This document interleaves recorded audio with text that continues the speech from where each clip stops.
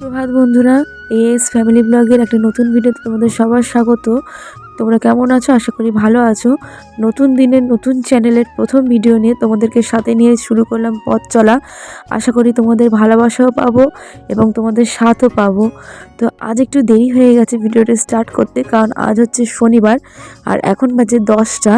একটু লেট হয়েছে কারণ আরোহী আজকে স্কুল ছিল না, তো সেই জন্য উঠতে একটু লেট হয়েছে। আর বুঝতেই পারছো যা ঠান্ডা পড়েছে বাইরে, উঠতে একটু লেট হয়ে গেছে, সেই জন্য ভিডিওটা শুরু করতেও লেট হয়েছে। এটা আজ আমার ফার্স্ট ব্লগ। তো আশা করি আমার ব্লগটা তোমরা সবাই দেখবে মন দিয়ে এবং স্কিপ করবে না। আর তার সাথে সাথে তোমাদের ভালোবাসা, তোমাদের সাথ তো আমার একদম চাই। তো আজকে ভাবছি একটু বেডশিটটা চেঞ্জ করব, কারণ বেশ কদিন আগে বেডশিটটা পেতেছিলাম আর বেডশিটটা একটু ময়লা ময়লাও হয়ে গেছে। তাই ভাবলাম চলো চেঞ্জ করাই যাক। তারপর হচ্ছে কি, আমি নোংরা বিছানায় বেশি দিন শুতে পারি না, খুব অস্বস্তি লাগে এবং খুব খারাপ লাগে। সেজন্য আমি খুব বেশি শুতে পারি না নোংরা বিছানায়। তো আজকে সময় পেয়েছি, রান্নাবান্না মোটামুটি কমপ্লিট করে নিয়েছি। আসলে আমি সকালে উঠে একদিকে সংসারের কাজ গুটাই আর একদিকে রান্নাবান্না শুরু করে দিই।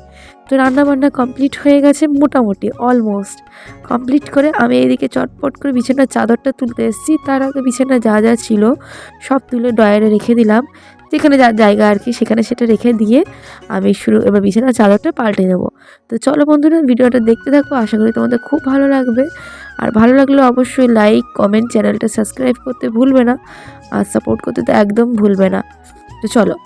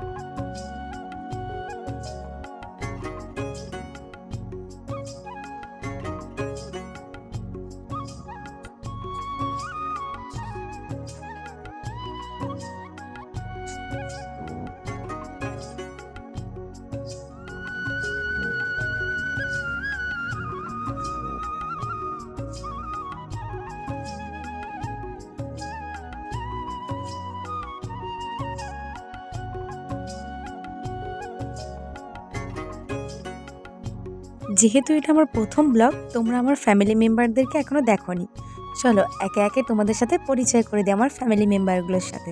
তো এই যে দেখলে দুজনকে আমি উঠালাম উপরে, এরা দুজন হচ্ছে আমার ফ্যামিলির সব থেকে বড় মেম্বার। এরা না থাকলে আমার দিনই শুরু হয় না। বিশেষ করে ওই যে দেখছো নাকচাপটি নাকভূতিটাকে, সেটা হচ্ছে আমার জীবনের আরেক অংশ। আমার জীবনে যে কিভাবে ও মিশে গেছে আমি তোমাদেরকে বলেও বোঝাতে পারবো না। আমি ওকে ভীষণ ভালোবাসি।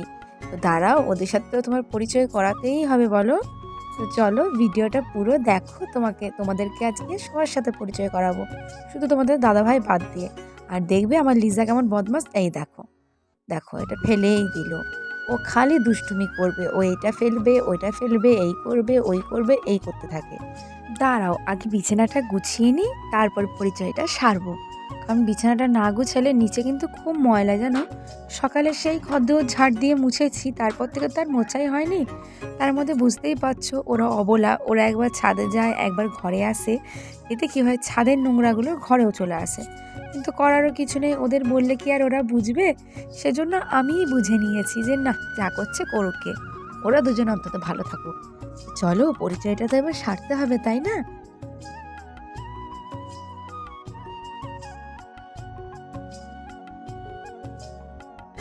তো চলো পরিচয় পর্ব শুরু করি। তো যার কাপড় এখন আমি খোলাচ্ছি, মানে যার গা থেকে আমি হুডিটা খোলাচ্ছি, তিনি হলেন গিয়ে লিও রানী। তিনি বেশ কয়েক মাস হয়েছে আমাদের বাড়িতে এসেছে, বেশি দিন হয়নি, এই হয়তো 3 মাস কি 4 মাস হবে তিনি এসেছেন আমাদের বাড়িতে। তো অ্যাকচুয়ালি এই ডগটা হচ্ছে গিয়ে সিরজু। এই ডগটার নাম হচ্ছে সিরজু ডগ। আর এবার তোমাদের সাথে পরিচয় করাবো যিনি আমার খুব কাছের। এই যে দেখতে পাচ্ছ এখানে কালো মুকালা একজন দাঁড়িয়ে তাকিয়ে রয়েছেন, এনার নাম হচ্ছে লিজা। আর এই ডগটার হচ্ছে গিয়ে পাগ, সবাই হয়তো চেনো কম বেশি। তো এনার যখন 29 দিন বয়স তখন ইনি আমার বাড়িতে এসেছিলেন। সেই থেকে আজ পর্যন্ত এনার জার্নিটা আমার জীবনে অনেক উল্লেখযোগ্য। এনার 3 বছর বয়স হয়ে গেছে জানো বন্ধুরা। আর এখন ইনি আমার ছোটো মেয়ে, এনাকে আমি আমার ছোটো মেয়ে বলেই ডাকি। তো এনার ইনি এমনি কিছু ভয় খায় না, কিন্তু ভয় খায় হচ্ছে গিয়ে ওষুধ। যখনই দেখলো ওষুধ তো হয়ে গেল এনার 12টা। তো ওষুধ ইনি খুব ভয় পায়, বাদ বাকি আর কিছুই ভয় খায় না ইনি, না লোকজন, না ভূত প্রেত, না কাউকে। আমাকে তো ভয়ই খায় না, আমার বরকে মানে তোমাদের দাদাভাইকে যদিও একটু ভয় খায়, আমাকে তো একদমই ভয় খায় না। তো ভয় না খাক আমাকে কিন্তু খুব ভালোবাসে, প্রচণ্ড ভালোবাসে আমাকে। আমাকে ছাড়া ওর যেমন দিন কাটে না, তেমন ওকে ছাড়া আমারও দিন কাটে না। আমরা দুজনকে এতটাই ভালোবাসি। আর ওকে ছাড়া তো আমি একটা দিন ভাবতেই পারি না, তোমাদেরকে কি বলবো আমি বলো। ওকে ছাড়া একদিন আমি ভাবতে পারি না যে ওকে ছাড়া আমাকে থাকতে হবে একদিনও। তো এই ওষুধগুলো হচ্ছে গিয়ে, আগে যে ওষুধটা খাওয়ালাম সেটা হচ্ছে ঠান্ডার ওষুধ। যেহেতু এদের নাকটা খুব ছোট সেহেতু এদের সারা বছরেই কম বেশি ঠান্ডা লেগে থাকে। তো ডাক্তার সাজেস্ট করেছেন যে গোটা বছরই এদের ঠান্ডার ওষুধ খাওয়াতে পারো, ঠান্ডা লেগে বাড়াবাড়ির ভয়টা থাকবে না। সেই জন্য আমি ডেলি দুবেলা করে ওকে ঠান্ডার ওষুধটা খাওয়াই।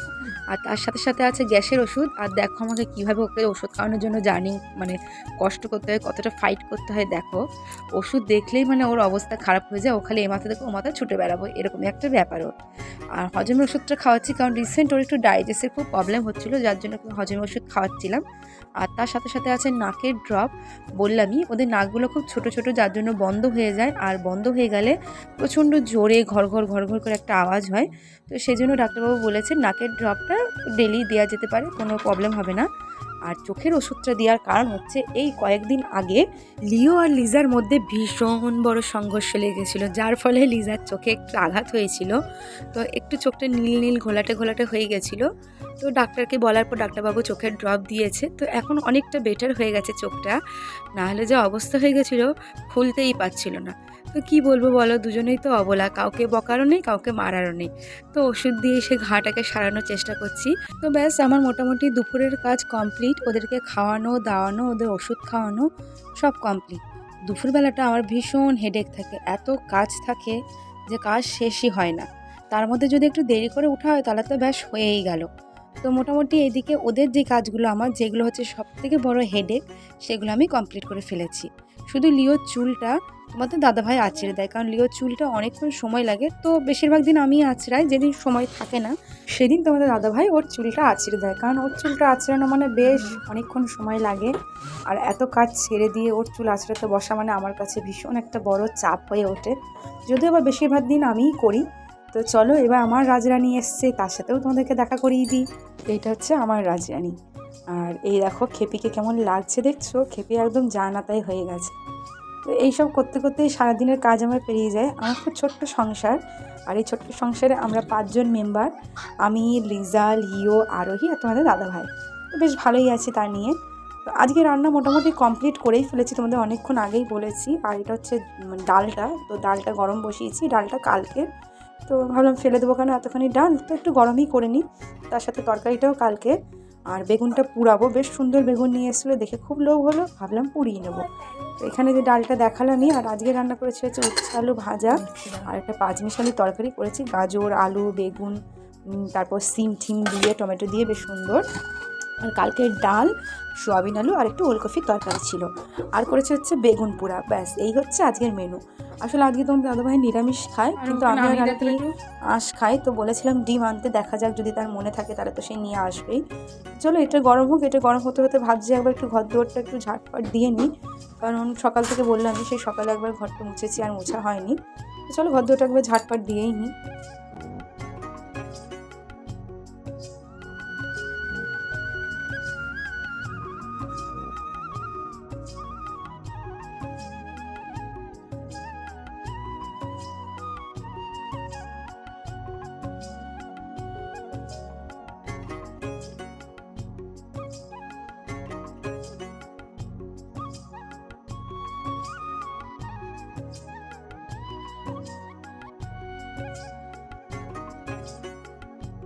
জানো তো বন্ধুরা, শীতকাল পড়ার পর থেকে এই জানলাটা খোলাই হয় না, তার জন্য এত ঝুল হয় আর এত ধুলোর মাত্রায় বেড়েছে যে মাঝে মধ্যেই আমি জানলাটা একবার করে ঝেড়ে নিই।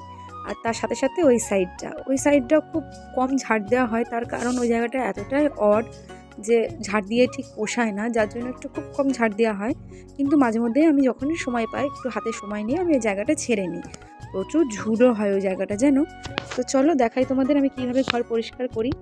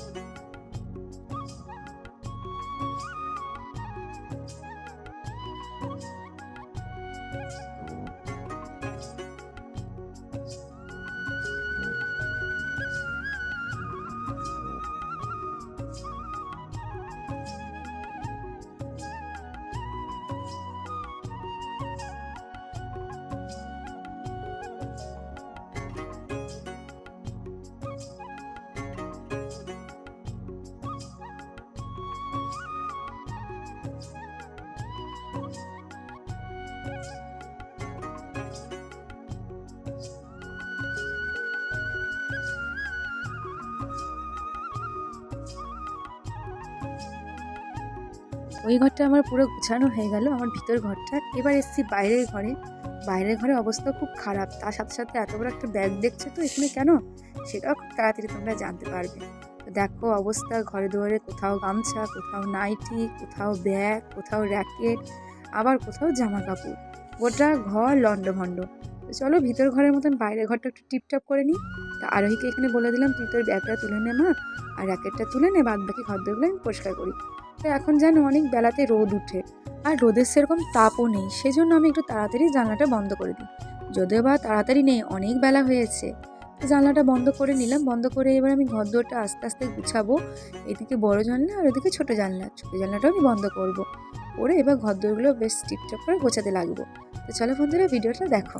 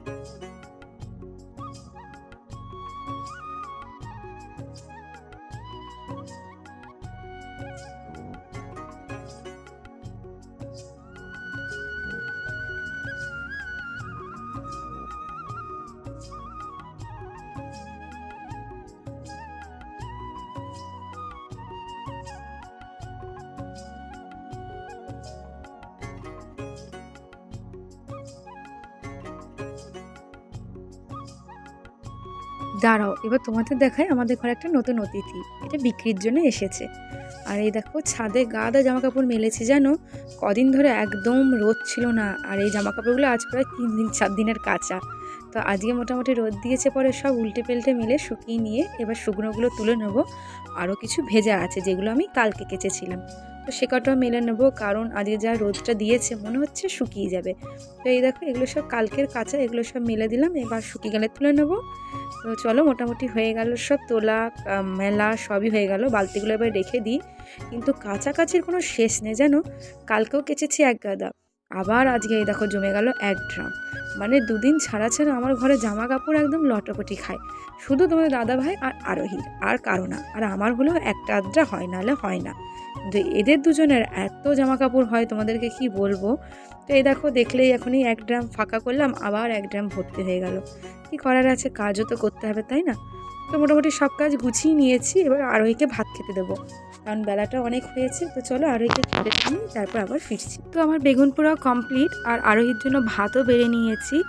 চলো ভাত দিই। তো যেটা তোমাদের বলেছিলাম তোমাদের দাদাভাই আর ডিম আনেনি, সেজন্য আমাদের মা বিটিরা দুপুরে কোনো ডিম খাওয়া হয়নি। আর আমার মেয়ের না খাওয়ারও কোনো জ্বালা নেই জানো, একটু ডাল ভাত খেলেই হয়ে যায়। ওকে যদি শুধু নুন দিয়েও ভাত দিয়ে দিই তাও ও কিছু বলবে না। তো এখানে ডাল দিলাম, আর একটু আজকে করা তরকারি থেকে কয়েকটা আলু বেছে দিলাম। ও আবার সবজি টবজি অতটা ভালো খায় না, আবার যদি সবজি দিয়ে মেখে দিই তাহলে ভাতটাই খাবে না, সেজন্য আর কোনো সবজি দিইনি, শুধু একটু আলু দিয়ে চটকে মেখে দিয়েছিলাম ভাতটা। তো এই হলো আজকের আমার রান্না আর খাওয়া আর সংসারের টুকটাক কাজ তোমাদের সাথে শেয়ার করলাম প্রথম ব্লগে। আশা করি তোমাদের ভালোই লেগেছে। ভালো লাগলে আমাকে একটু সাপোর্ট করো, আমার পাশে থেকো। আর আমার খুব সিম্পল সংসারের কাজবাজ, খুব সিম্পল, আমি একটা মানুষ, খুব একটা স্বাচ্ছন্দ্য নেই আমার জীবনে, আমি একদম সাধারণভাবে থাকতে ভালোবাসি। আর সেই সাধারণ ব্লগই তোমরা পাবে। নর্মালি আমি যেরকম ঘরে থাকি সেরকমই ব্লগ তোমাদের সাথে শেয়ার করব। আসলে আমার এদিক ওদিক খুব একটা যাওয়াও হয় না, তো সেহেতু তোমরা বেশিরভাগ আমার ঘরের আমি যেসব কাজকর্ম করি সেসব ভিডিওই পাবে। আর এছাড়া যদি এদিক ওদিক যাই সে তো অবশ্যই তোমাদের সাথে শেয়ার করব। আর তার সাথে সাথে নিশ্চয়ই চ্যালেঞ্জ ভিডিওই থাকবে, আমি বলেওছি চ্যালেঞ্জ ভিডিও করব। তো চলো ভাতটা ওকে মেখে দিয়েছি, এবার ডেকে নিই ওকে, ডেকে ওকে খেতে দিয়ে দিই। আর আমি এদিকে বেগুনটা নামিয়ে রেখে দিই, কারণ বেগুনটা আমি এবেলায় ভাত মাখবো না, বেগুনটা আমি ওবেলায় মাখবো, সেজন্য বেগুনটা এমনি জাস্ট নামিয়ে রেখে দেবো।